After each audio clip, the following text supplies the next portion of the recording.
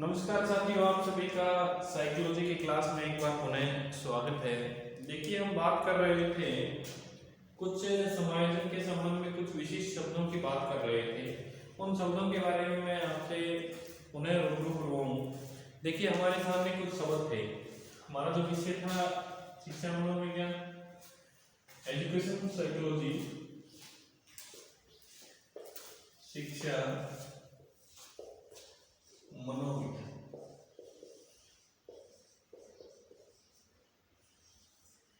शिक्षा मनोविज्ञान में अगर हम बात करें तो हमारे सामने जो टॉपिक जिसके बारे में हम चर्चाएं कर रहे थे उससे अगली क्लास में देखिए, समायोजन से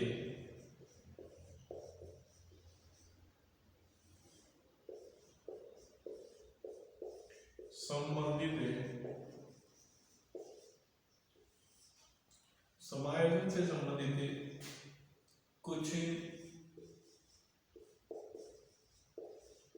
विशिष्ट शब्दों के अर्थ।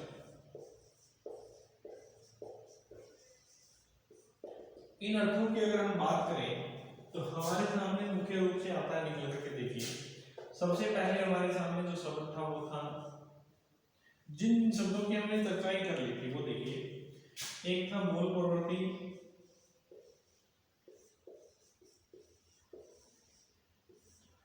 एक था सहज क्रियाएं,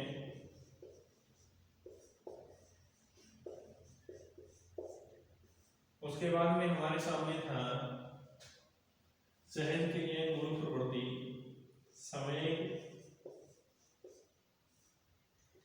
उसके बाद में हमारे सामने है अनुकूलन। इससे पहले जो हमने चर्चाएं कर ली हैं उसका नाम है सूझ। उसके बाद में हमारे सामने है संवेदना। संवेदना के पश्चात हमारे सामने है अभिवृत्ति।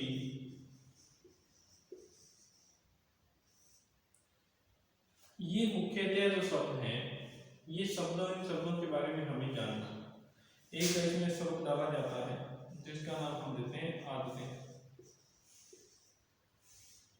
इन शब्दों के बारे में हम अच्छे तरीके से अध्ययन करेंगे कि कौन सी चीज, ये जो जब तक हमें शब्दों का अर्थ नहीं पता चलेगा तब तक हम उसके व्याख्यान के बारे में, तब हम उसके सही अर्थ के बारे में नहीं बता सकते।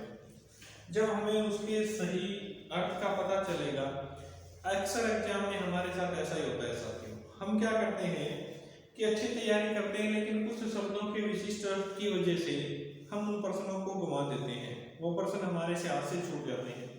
तो इनमें जो हमने चर्चाएं कर ली थी, सबसे पहले जो मूल प्रवृत्ति है उसके बारे में हम लोगों ने पढ़ लिया था कि मूल प्रवृत्ति क्या होती है। इसके साथ जो जुड़े रहते हैं समय, सहज क्रियाओं के बारे में पढ़ लिया था। हम पढ़ रहे थे संवेगों के बारे में, जो हमारी लास्ट वीडियो थी उसमें आधा अधूरा सा हमने संवेगों के बारे में पढ़ा था। संवेगों के बारे में चर्चाएं करते हैं साथ। देखिए, संवेग और मूल प्रवृत्तियां, दोनों मूल प्रवृत्तियां, पहला जो नाम आता है वो आता है मूल प्रवृत्तियों का। मूल प्रवृत्तियां जो होती हैं उनके बारे में हम लोगों ने कल पढ़ा था कि जन्मजात होती हैं। मूल प्रवृत्तियां एक जाति की जो एक सी पाई जाती हैं। मूल प्रवृत्तियों में क्या है, बदलाव की अपेक्षा कुछ परिवर्तन होना संभव है, कुछ परिवर्तन हो सकता है मूल प्रवृत्तियों में।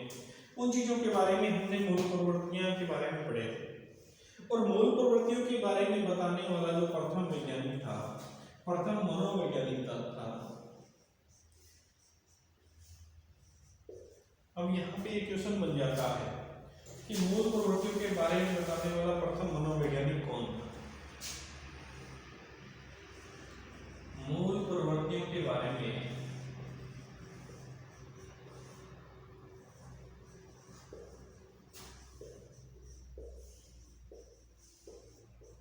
बताने वाला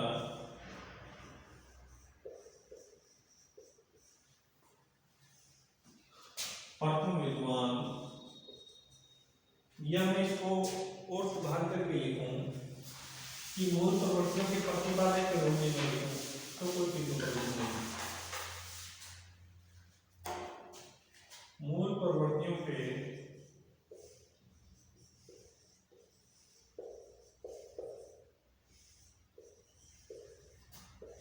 प्रतिपादक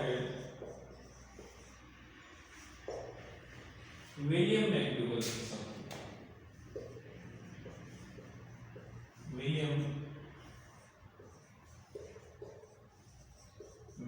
थे। इनके बाद में अगर किसी ने मूल प्रवृत्तियों के बारे में चर्चा की थी वो थी विलियम जेम्स ने। इनके बाद में जो चर्चाएं करने वाले विद्वान थे उनका नाम है विलियम जेम्स, जबकि विलियम मैकडूगल ने पहले मूल प्रवृत्तियों के बारे में चर्चाएं की थी। विलियम मैकडूगल ने जो चर्चाएं की थी मूल प्रवृत्तियों के बारे में, विलियम मैकडूगल की एक पुस्तक थी, उस पुस्तक का नाम है दी आउटलाइन साइकोलॉजी, दी आउटलाइन साइकोलॉजी। इस पुस्तक में विलियम मैकडूगल ने सर्वप्रथम मूल प्रवृत्तियों के बारे में बताया था। विलियम मैकडूगल के बाद में जो बताने वाले विद्वान थे वो विलियम जेम्स थे। इसको हिंदी में हम कहते हैं, इसी पुस्तक का हिंदी में नाम है मनोविज्ञान की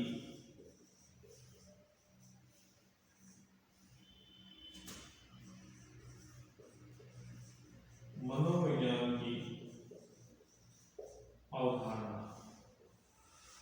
मनोविज्ञान की अवधारणा। अब क्या होता है साथियों, मूल प्रवृत्तियों के बारे में तो हम लोग जान लेते हैं।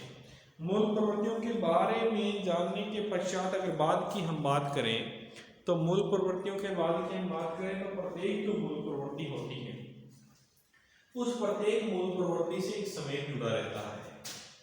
और मैं यहाँ सबसे इम्पोर्टेंट बात लिखूँ, वेरी वेरी इंपॉर्टेंट जो बात है, वैसे तो सभी इंपॉर्टेंट होती है लेकिन ये बात सबसे इम्पोर्टेंट है, इसके बारे में मैं लिखूँ कि प्रत्येक मूल प्रवृत्ति से प्रत्येक जाति के प्राणी की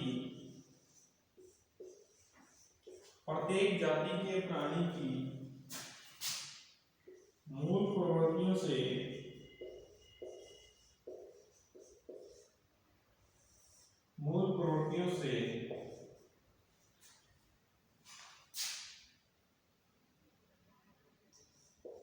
एक समय जुड़ा रहता है, एक समय जुड़ा रहता है। अब हमारे पास यहाँ पे मूल प्रवृत्तियों की तो बात गई, मूल प्रवृत्तियों की बात को तो हमने छोड़ दिया, लेकिन मूल प्रवृत्तियों के साथ किसकी चर्चाएं आनी प्रारंभ हो गई? मूल प्रवृत्तियों के साथ जो चर्चाएं आनी प्रारंभ हुई वो हुई है संवेगों की चर्चाएं। मूल प्रवृत्तियों के पश्चात जो चर्चाएं हुई है वो संवेगों। अब मूल प्रवृत्तियों के बाद में हम संवेगों की बात करें साथियों, हमारे सामने ये तो बात आ गई, संवेगों तक पहुंचा दिया मूल प्रवृत्ति में। अब हमारे सामने जो सबसे इंपॉर्टेंट बात निकल करके आई वो ये निकल करके आई कि प्रत्येक जो मूल प्रवृत्ति है उस मूल प्रवृत्ति से क्या जुड़ा रहता है? संवेग जुड़ा रहता है। क्या जुड़ा रहता है साथियों? संवेग जुड़ा रहता है। और प्राणी में संवेगों की अगर हम बात करें तो संवेगों का जो आधार है वो अलग अलग रूपों में रखा जाता है। ये बात याद रखना, संवेगों का जो आधार है वो अलग अलग रूपों में रखा जाता है। इस तरीके से देखिए हम चर्चाएं करते हैं।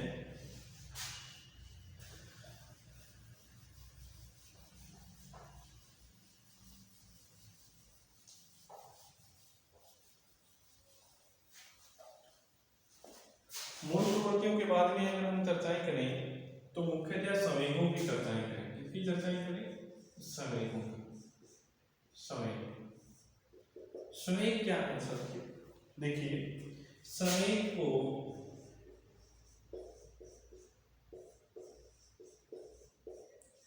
अंग्रेजी भाषा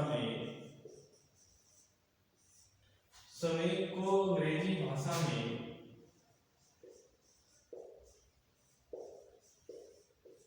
इमोशन कहा जाता है।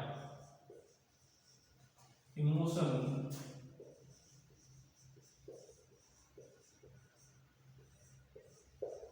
कहा जाता है।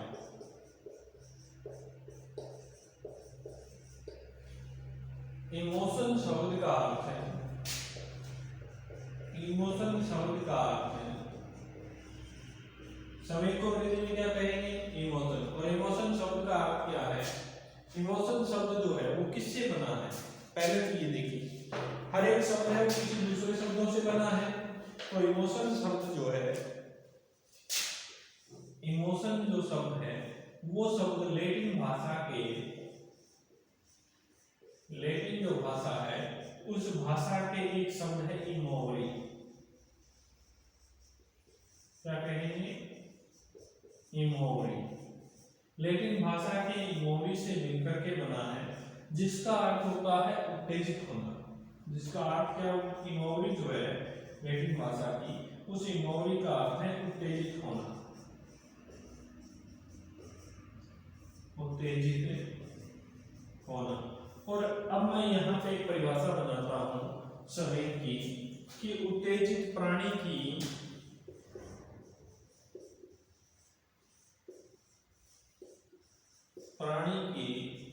उत्तेजित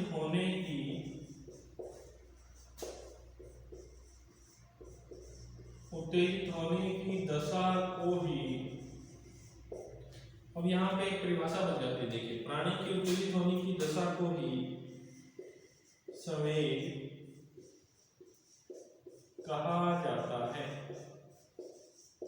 संवेग किसे कहा जाता है, प्राणियों की उत्तेजित होने की जो दशा है उस दशा को ही क्या कहा जाता है, संवेग कहा जाता है।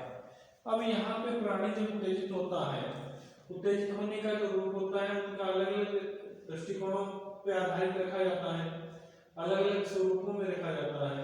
तो अलग अलग स्वरूपों में हम देखते हैं तो प्रत्येक जो मूल प्रवृत्ति होती है साथियों हमारे सामने निकल करके क्या आती है, मूल प्रवृत्ति।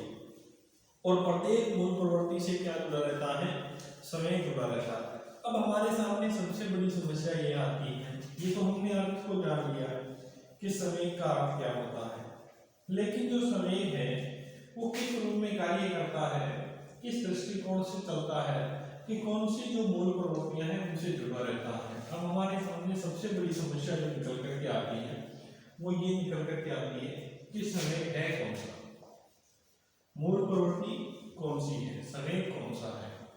इनके बारे में हम चर्चाएं करेंगे। देखिए साथियों,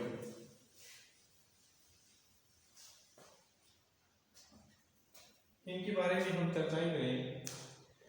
तो सबसे पहले संवेगों के बारे में बताएं। अब मैं आपके सामने एक क्वेश्चन रख रहा हूं संवेगों के बारे में। चलो पहले संवेग कर लेते हैं, उसके बारे में हम क्वेश्चन रखेंगे। सबसे पहला हमारा क्वेश्चन यहाँ पे निकल करके जो आता है वो ये है संवेगों के बारे में, कि संवेगों के बारे में बताने वाला प्रथम विद्वान कौन था, विलियम मैकडूगल था। मौल प्रवृत्तियों के बारे में बताने वाला प्रथम विद्वान कौन था, विलियम मैकडूगल था। विलियम मैकडूगल ने सबसे पहले तो संवेगों के बारे में बताया। विलियम मैकडूगल ने एक बात कही कि प्रत्येक जो संवेग है, प्राणी का जो प्रत्येक संवेग है, प्रत्येक जो मूल प्रवृत्ति है, उस मूल प्रवृत्ति से एक एक संवेग जुड़ा रहता है। प्रत्येक मूल प्रवृत्ति से एक संवेग जुड़ा रहता है। अब यहाँ पे ये बात बताई उन्होंने विलियम मैकडूगल। इसके बाद भी मैं बात कहूँ आप लोगों को कि संवेगों के बारे में फिर किस तरीके से किसने सबसे पहले व्याख्यान किया। तो वाटसन अलग अलग विद्वानों के अनुसार अलग अलग संवेग है। सबसे मैं बात करूँ सबसे पहले विलियम मैकडूगल की। विलियम मैकडूगल के अनुसार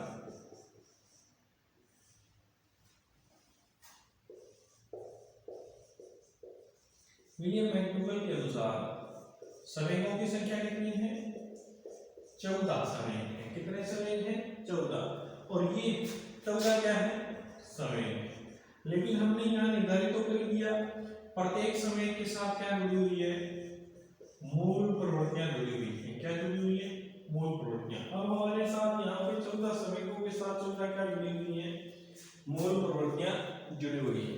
ये बात किसने कही थी, विलियम मैकडूगल ने कही थी।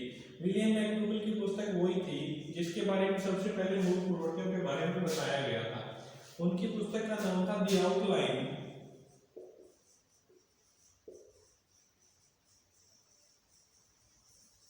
द आउटलाइन साइकोलॉजी, मनोविज्ञान की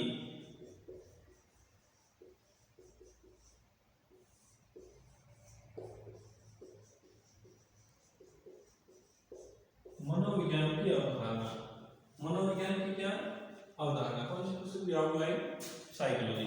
उसके बाद में वाटसन नाम का विद्वान था। वाटसन के अनुसार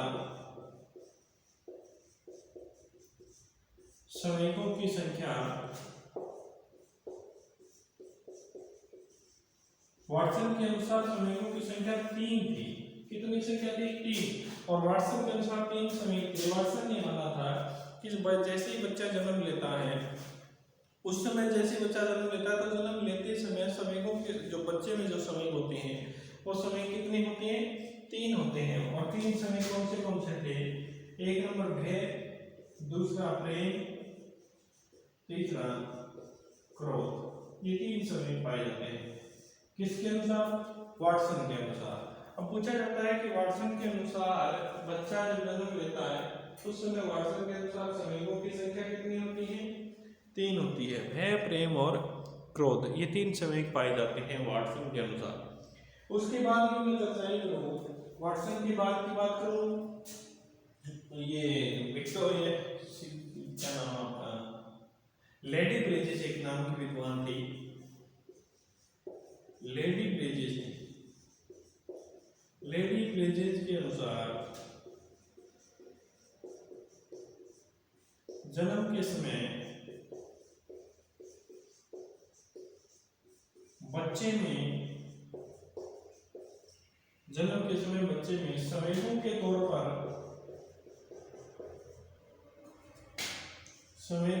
तौर पर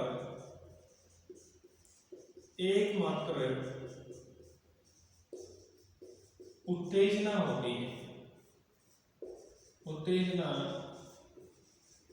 होती है, ये बात किसने कही, लेडी ब्रिजेस ने कही। उसके बाद में मैं बात कहूं, जितने भी विद्वान थे उन अन्य विद्वानों ने वाटसन के अलावा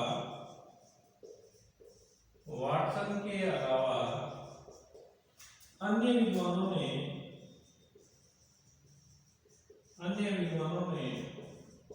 संवेगों की संख्या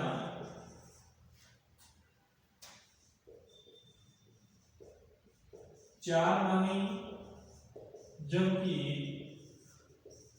वाटसन ने कितनी मानी साथियों, 3 मानी। अब यहाँ पे हमारे सामने जो निकल करके आते हैं संवेगों की अगर हम चर्चाएं करते हैं तो वाटसन नाम का जो विद्वान था उसके अनुसार संवेग कितने थे, 3 थे, भय, प्रेम और क्रोध। जबकि इनके अलावा और जितने भी विद्वान थे वाटसन के अलावा, चाहे वो लेडी ब्रिजेस हो, चाहे वो विलियम मैकडूगल हो, चाहे और कोई विद्वान हो, अन्य जितने भी विद्वान हुए, मैंने सभी विद्वानों को बारे में बताया यहाँ, अन्य जितने भी विद्वान थे सारे के सारे, उन विद्वानों के अनुसार अगर हम चर्चाएं करें तो संवेगों की जो संख्या होती है 3 से ऊपर होती है। अब हमारे यहाँ जो पढ़ने पढ़ाने में जो संवेगों की चर्चाएं होती हैं वो विलियम मैकडूगल के संवेगों की बात होती है। किसकी होती है, विलियम मैकडूगल के संवेगों की। विलियम मैकडूगल के अनुसार अगर हम बात करते हैं तो विलियम मैकडूगल के अनुसार संवेग कितने हैं, 14। उनके बारे में हम चर्चाएं करेंगे।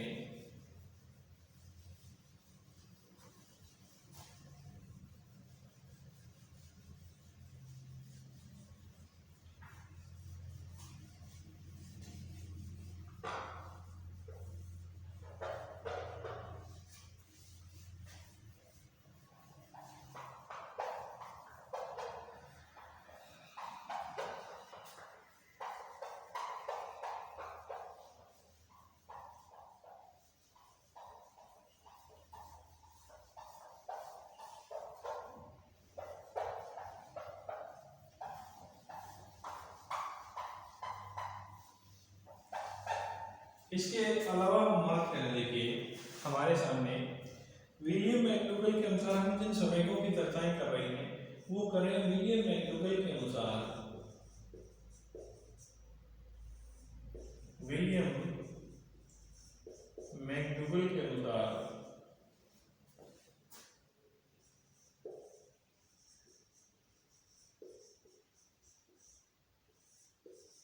संवेग कितने हैं, 14। और प्रत्येक संवेग के साथ क्या जुड़ी हुई है, मूल प्रवृत्ति। तो हम यहाँ क्या कह सकते हैं, मूल प्रवृत्तियां भी कितनी है, 14। कितनी है, 14 मूल प्रवृत्तियां। अब उन 14 मूल प्रवृत्तियों और संवेगों के बारे में हम चर्चा कर रहे हैं। सबसे पहले हमारे सामने जो मूल प्रवृत्तियां, सबसे पहले हम लिखते हैं मूल प्रवृत्तियां। मूल प्रवृत्तियों में पहली है पलायन, दूसरी है भोजनान्वेषण,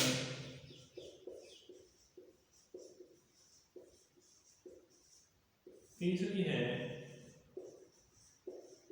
युद्ध प्रियता, चौथी है अप्रियता, पांचवी है संवेदना, छठी है काम, सातवीं है शिशु रक्षा,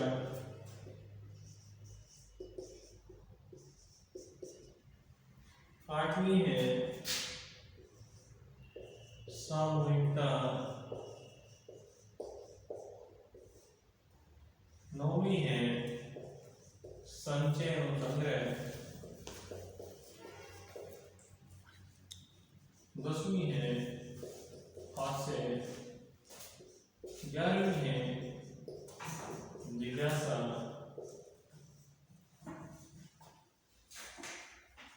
12वीं है जिज्ञासा के बाद है हमारी आत्म प्रदर्शन,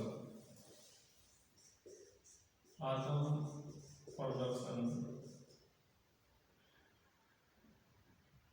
और 13वीं है हीनता और दीनता, 14वीं है हमारी हीनता और दीनता के बाद में जिज्ञासा, सामूहिकता, संचय, संग्रह, हीनता, दीनता, हास्य, रचनात्मकता, रचनात्मकता। ये हमारी कितने संवेगों की संख्या कितनी हुई? 14। सबसे पहले मैंने कहा ये हमारे क्या है, नहीं तो ये है हमारी मूल प्रवृत्तियां। क्या है? मूल प्रवृत्तियां। ये हमारी मूल प्रवृत्तियां, ये भी हमारी क्या है? मूल प्रवृत्तियां।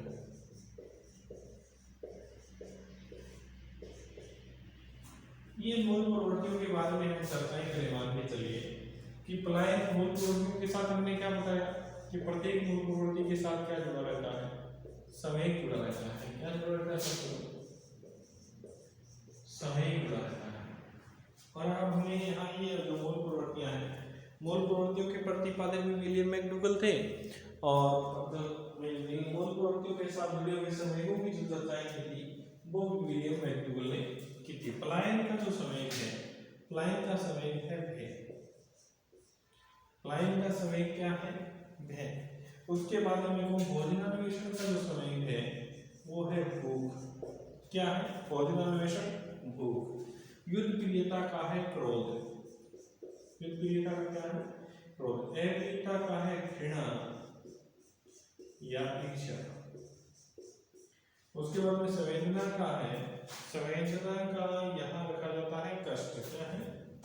कष्ट। काम का कामुकता। शिशु रक्षा का, शिशु रक्षा का रखा जाता है वात्सल्य या फिर प्रेम। वात्सल्य या फिर मैं यहाँ लिखूं प्रेम। उसके बाद में सामूहिकता का है एक तो है या एकांकीपन।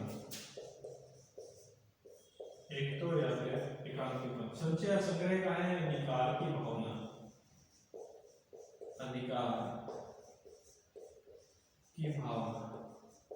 उसके बाद में हास्य का है आमोद।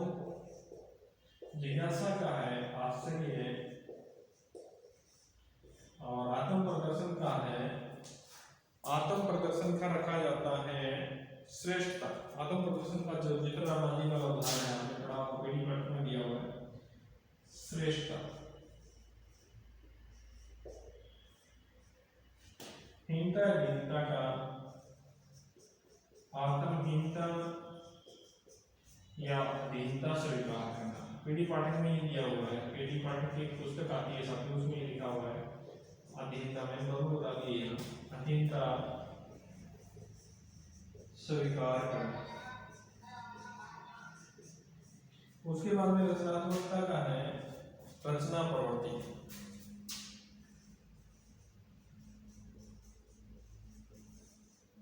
रचनात्मकता का क्या है?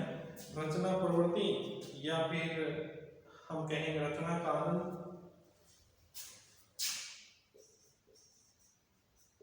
रचना का, या फिर हम कहेंगे रचना का आनंद, या इसका एक नाम और भी दे दिया जाता है कई बार। वो जो नाम है वो है कृति भाव। क्या है? कृति भाव। ये 14 संवेग है साथियों। और 14 संवेगों से पहले मैं नाम बताऊं तो यहाँ ये मूल प्रवृत्तियां हैं, और प्रत्येक मूल प्रवृत्ति से क्या जुड़ा रहता है? संवेग जुड़ा रहता है। इन संवेगों के बारे में हम अगली वीडियो में, तुरंत अगली वीडियो में एक एक संवेग के बारे में विस्तार से चर्चाएं करेंगे, ताकि इनमें से कोई ना कोई क्वेश्चन हमारा छूटे ना। इनमें से जरूर एक क्वेश्चन पुट किया जाता है। धन्यवाद साथियों, मिलते हैं।